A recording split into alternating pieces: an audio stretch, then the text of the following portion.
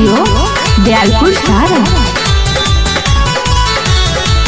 चोली से हमारा चुए पसेना कौनो उपाया करना।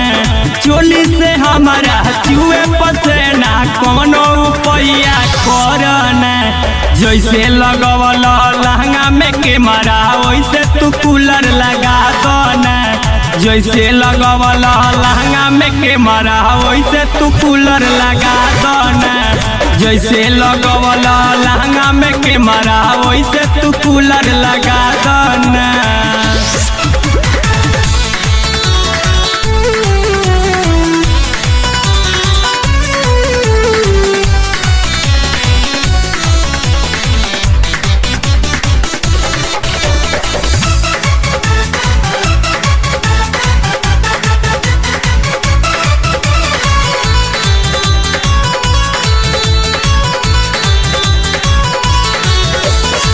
रहनी हम लभर करत रहुआ पूरा।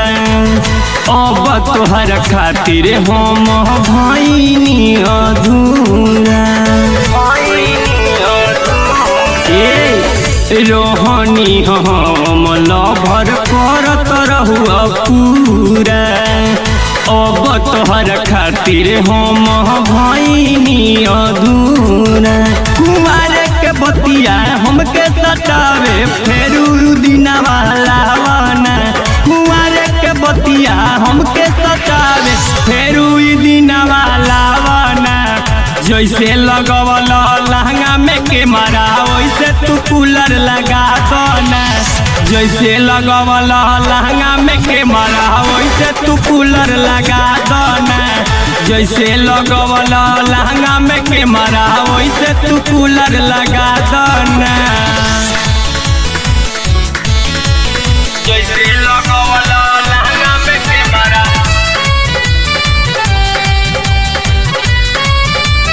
जैसे लगवल लहंगा में के मारा।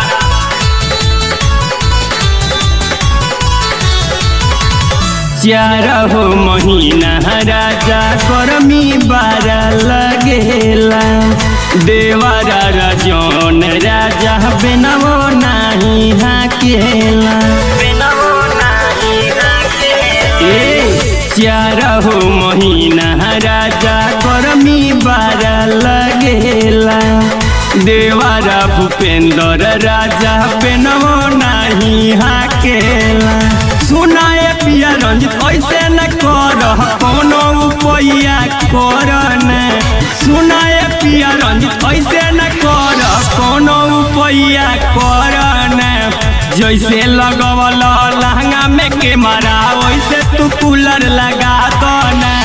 जैसे लगवल लहंगा में के मारा वैसे तू कूलर लगा दना। जैसे लगवल लहंगा में के मारा वैसे तू कूलर लगा दना। चोली से हमारा चुए पसेना कौनो उपाया करना। चोली से हमारा चुए पसेना कौनो उपाया करना। जैसे लगवल लहंगा में के मारा वैसे तू कूलर लगा दना। जैसे लगवल लहंगा में के मारा वैसे तू कूलर लगा दना। जैसे लगवल लहंगा में के मारा वैसे तू कूलर लगा दना।